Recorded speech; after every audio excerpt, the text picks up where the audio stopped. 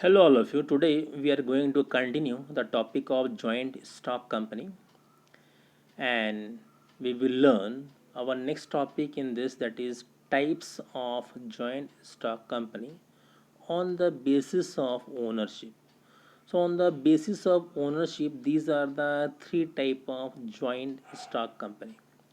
So, first is private company, second is public company, and third is one person company. So one by one we will deal with this.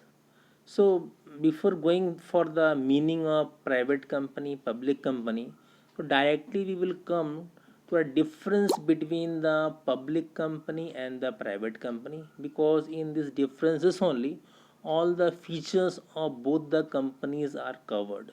That means if it is asked what is a private company, so what are the features are written there, characteristics. Okay, one we will mention it, so it will be the meaning or the features of a private company. So we will learn by differentiating between the private company and the public company. So we're having three columns here. One is of characteristics, then private company, and then public company. So in this first is a minimum paid up share capital. So minimum paid up share capital. Now what is minimum paid up share capital? So whenever a company it is launched, so most of the company they arranges the finance with the help of their members, or what we call them as a shareholders. They contributes the capital. So this amount of share capital it is taken by the company from shareholders in installment. Generally the provision is there they can take in installment or in lump sum also. Some amount they will take at the time of application, whenever they will receive application, and at the time of allotting the shares, what we call as first call, second call. So simply they are the installment, how many installment they will take, single installment, two installment, three installment, four installment. So here minimum paid up share capital means it is a minimum amount that a company must receive from its shareholder to start the proceedings of the company. Because unless and until a company will not receive the share capital, or simple in common term of finance, how they will be able to purchase the fixed assets, unless and until they are not able to arrange the finance. The first thing is that they will arrange the finance. With the help of the finance, then they will purchase the fixed assets. Once the fixed assets are installed, they must have a money, additional money for running the assets, what we call as a working capital.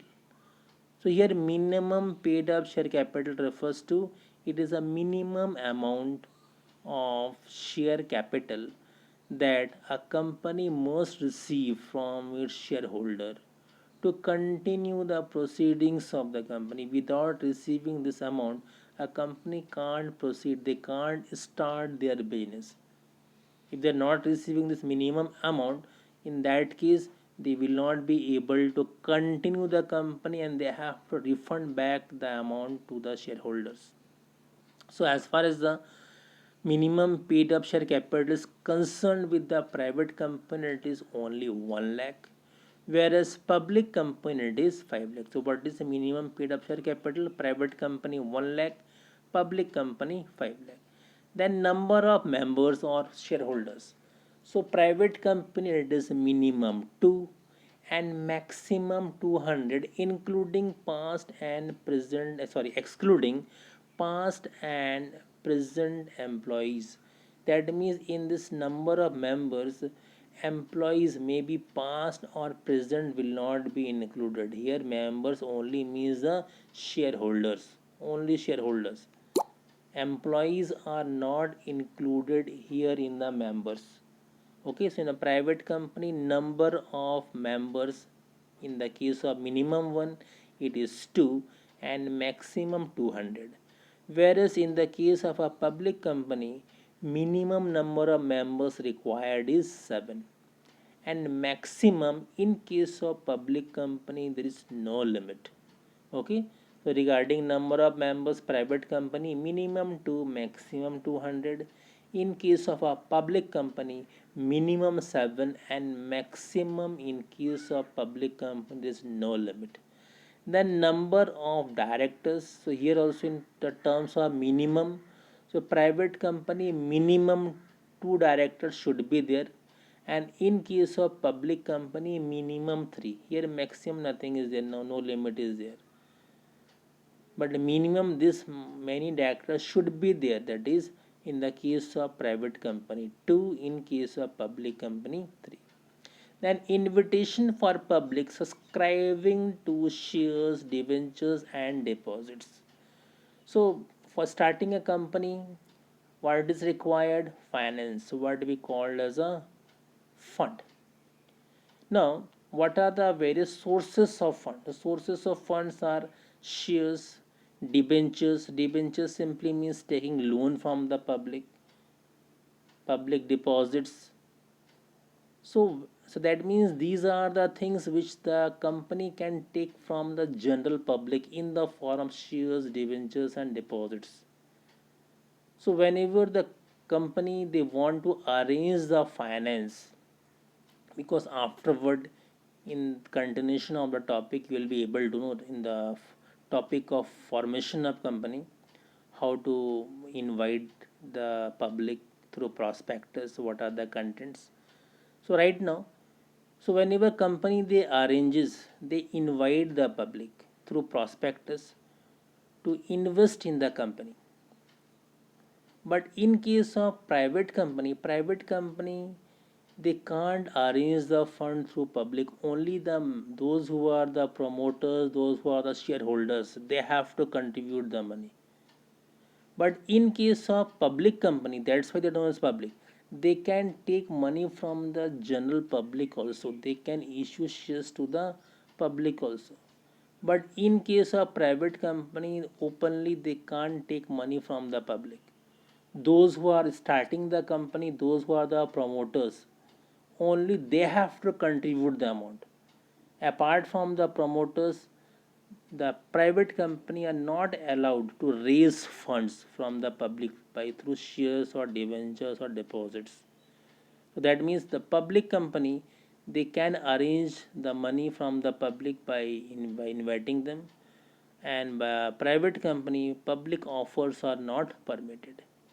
And regarding transfer of shares, in private company shares are not transferred, there is restrictions.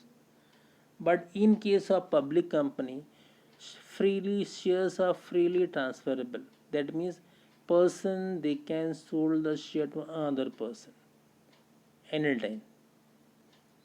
Okay, so regarding transferability of shares, private company it is restricted, and in case of public company it is freely allowed.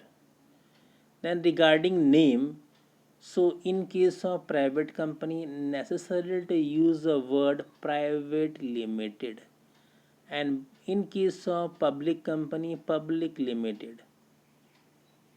Okay, so in case of private companies must PVT must be there, private company. In case of public company limited, public limited. Then regarding commencement of business, so who can start the business after receiving which certificate? So as far as the private companies are concerned, they start the business after receiving certificate of incorporation. That means just after getting registered, just after getting themselves registered, they can start their business. But in case of public company, after getting the certificate of incorporation, they have to get one more certificate, that is certificate of commencement of business, because this public company they have to raise money from the public. So that's why they need one more certificate. Okay, they have received sufficient amount from the public to start the business. But in case of private company, what happens? Those who are the members, or what we call as a promoters, those who are promoting the company, they only contribute the amount.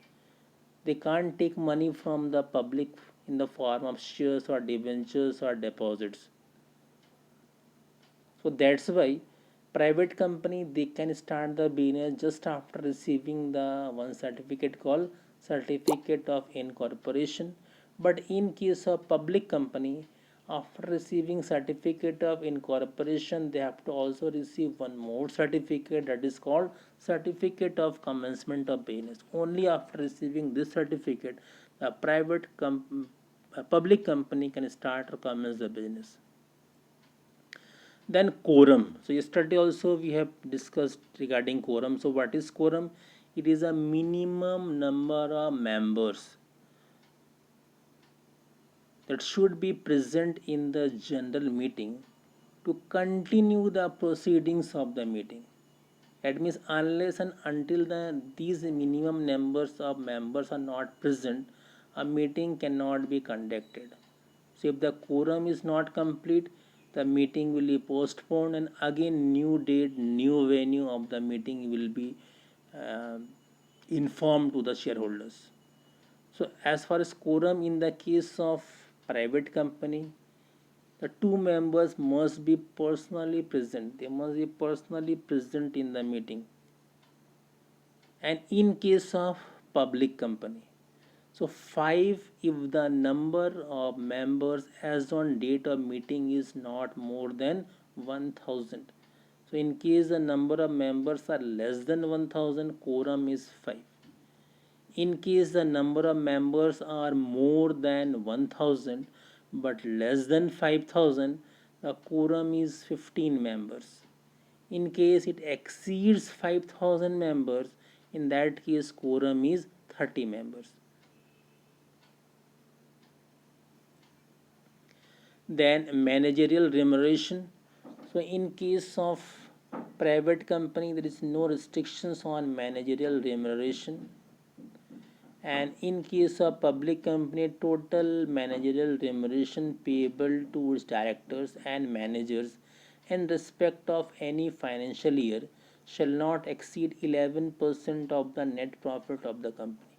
So here managerial remuneration refers to the remuneration that will be payable to the directors of the company. That will be payable to the those who are the directors. So in case of the private company, there is no limit for managerial remuneration.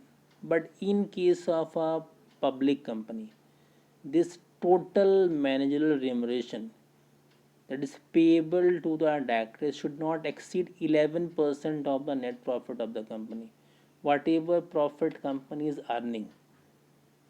Okay, so it should not exceed more than 11%. Only up to 11% they can be paid. So it is apart from the salary that you have to keep in mind. Director, they may be taking salaries also, but apart from salary, if some extra is payable to the director, so what is how much extra can be payable in the form of commission or what we call as remuneration? So public company not more than 11%. Then suitability. So private company, it is mainly suitable for medium size manufacturing units, hotels. Okay, that requires greater capital and managerial requirement than partnership, because partnership some restrictions are there regarding finance. But in case it requires more fund which is not possible in the partnership type of organization, then one can go for private company. And this public sector enterprises, it is mainly for very large scale companies, that is airlines, large hotels, shopping malls, industrial units, iron and steel industrial units. Okay, finance involving heavy financial expenditure, risk and managerial and expertise. Okay, so these are the features of private company and public company, as well as the difference. So if these many features are there in a particular company, we'll be able to know that whether a company is a private company or a company is a public company. And now tomorrow we'll be covering the topic one person company. Thank you.